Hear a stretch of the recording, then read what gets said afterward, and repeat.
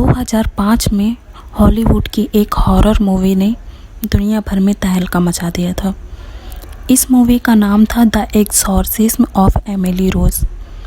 ये film Germany की एक लड़की के असल ज़िंदगी पर बनी थी जिसका रियल नेम एनालिस मिशेल था। एनालिस का जन्म 1952 में एक बेहद अनुशासित कैथोलिक परिवार में हुआ था। उसके परिवार के लोग बेहद कट्टर किस्म के थे। एनालिस की बड़ी बहन मार्था की मौत केवल 8 साल की उम्र में हो गई थी। मार्था की मौत की वजह से एनालिस की मां उस पर अधिक दबाव डालने लगी। उसे बार बार पवित्र जीवन बिताने की सलाह दी जाती थी और उस पर कड़ी नज़र भी रखी जाती थी। एनालिस को स्कूल बहुत पसंद था और वो कई सब्जेक्ट्स में होशियार भी थी।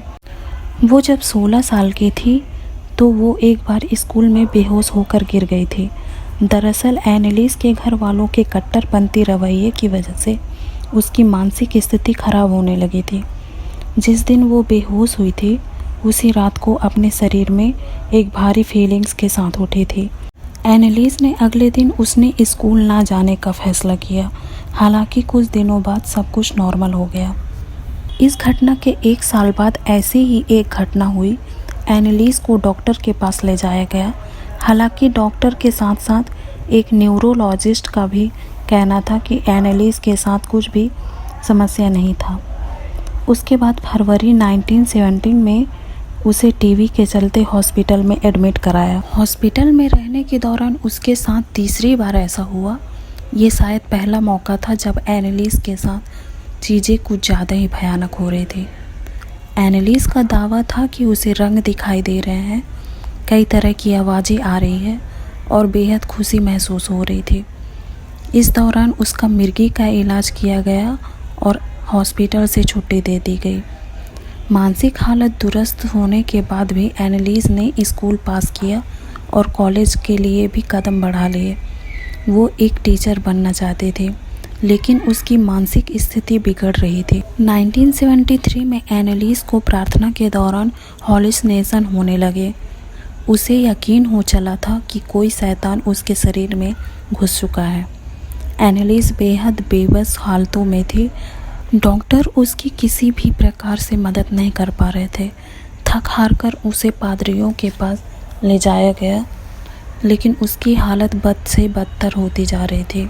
कहा जाता है कि एनालिस के हालत इतने ज़्यादा बिगड़ चुके थे कि वो फ्लोर से उठाकर अपने ही मूत्र को पिया करते थे, कोयला और कीड़े खाने लगे थे और कई बार कपड़ों को फाड़ दिया करते थे। इस दौरान एनालिस धार्मिक चीज़ें मसलन क्रॉस से दूर रहने लगे थे।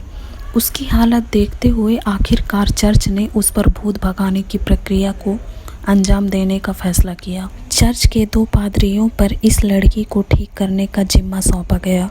उन्होंने एनालिस पर एक सीक्रेट प्रक्रिया को अंजाम देना शुरू किया। पादरियों के कहने पर उसने सभी दवाइयां लेनी बंद कर दी थी। अगले 10 महीनों में एनालिस पर भूत भगाने के 67 सेशन हुए। ये सभी सेशन कम से कम 1 घंटे के थे। इस दौरान पादरियों ने बताया कि एनालिस के शरीर में कम से कम 6 बुरी आत्माएं मौजूद थी और सभी एक से बढ़कर खतरनाक थे। भूत भगाने की इस प्रक्रिया के दौरान एनालिस ने खाना छोड़ दिया था और वो बेहद कमज़ोर होती जा रही थी। लेकिन इस हालत में भी उसे कई बार चेन से बांधा जाता था क्योंकि उसके शरीर में मौजूद शैतानों को ये पादरी निकालने की कोशिश कर रहे थे। एनालिस की मौत 1976 में हुई तो उनकी ऑटोप्सी में सामने आया कि उनके दांतों में फ्रैक्चर था, आंखें काली पड़ चुकी थी और शरीर के कई अंगों पर चोट के निशान थे। मिर्गी के इलाज के 6 सालों बाद एना की मौत हो गई। पादरियों और एनालिस के परिवार का मानना था कि उसकी आत्मा को मुक्ति मिल चुकी है।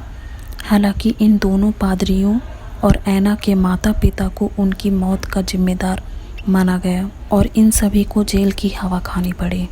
कुछ ऐसे ही वीडियोस देखने के लिए चैनल को सब्सक्राइब एंड शेयर ज़रूर करें और अगर आपको हमारी वीडियोस अच्छी लगती हैं तो कमेंट में ज़रूर बताएं।